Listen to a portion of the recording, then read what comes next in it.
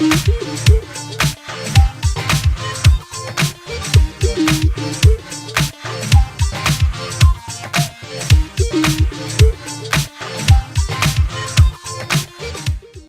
back, aviators. I hope you all had a wonderful break and are ready to get back to work.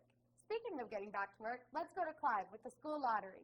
Good morning, aviators. This week on Aviator TV, we are learning about the school lottery. Now, what is the school lottery? Well, let's go interview the elementary kids on what the school lottery is all about. All right, what do you think the lottery is? Something you sign up for something. I have no idea. All right, Samuel, what do you think the school lottery is? I don't know.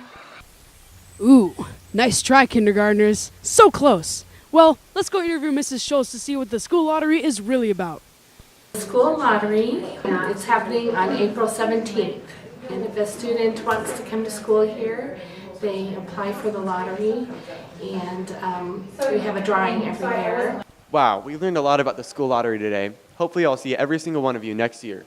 May the odds be forever in your liking. Good morning, aviators. We've been experiencing pretty much awesome weather throughout the whole week. And after those 40-degree temperatures that we experienced over spring break, 70 might as well have been 90.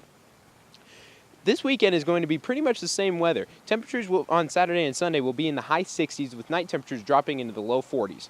Moving into next week, those high temperatures will drop slightly into the mid 60s with night temperatures staying the same at around 41 degrees.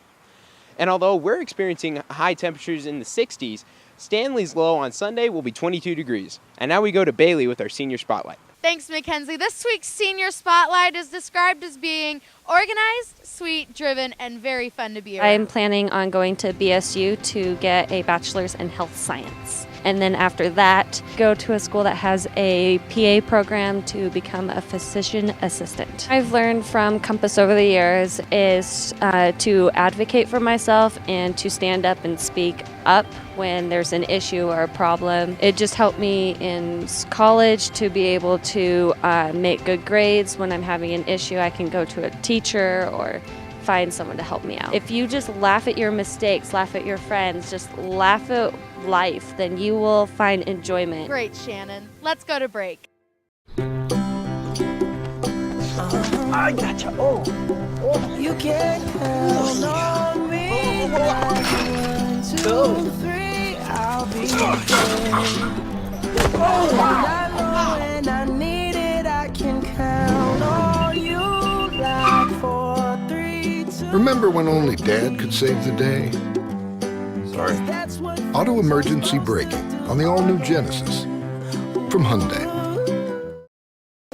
Welcome back. This week on the K-8 story, we're talking about the readathon. It began right before spring break, and pledges are due April 7th. Now, let's go talk to some students and ask them what the readathon is. The readathon is basically you get people to sponsor you to read a certain number of pages, and if you achieve this number of pages, then they'll donate a certain amount of money. That's basically all that I know about the readathon. You just have to read a bunch of pages and get sponsors, and then it goes to the NJHS, the National Junior Honor Society. And for every page you read, you get like a donation or something. Track our stuff, like how much we read, and then we try to win. And then if you win the contest, then you get something like a prize and stuff. Thanks everyone for your proceeds. Hopefully we can get more. Nada McKenzie in the ATVN Sports Studio. Hello again, guys. The men's college basketball season wrapped up on Monday with the Yukon Huskies beating the Kentucky Wildcats 60-54. If you filled out a bracket or even multiple brackets and did not pick this final, don't feel too bad. Only 1,170 out of 11 million brackets submitted on ESPN.com actually picked this final, a grand total of 0.016%. Yukon star guard Shabazz Napier was named the player of the Final Four and finished the game with 22 points, hitting some fantastic shots while finishing also leading the team in rebounds with 6 and leading the team in assists with 3. And now we go to Simeon and Destiny talking to you about your SBAC testing.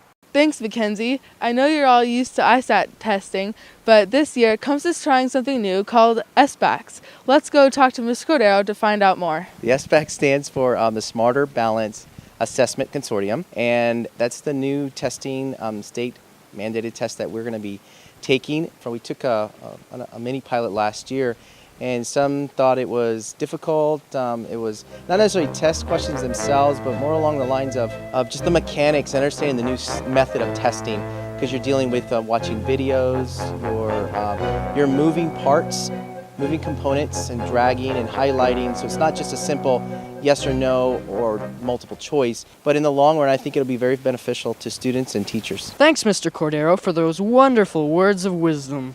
We hope that the students of Compass have a better understanding of the SBAC testing style. Well put, Simeon. As for me, I'm excited to be done with those wonderful tests. Thanks for watching, and tune in next week as if you had a choice.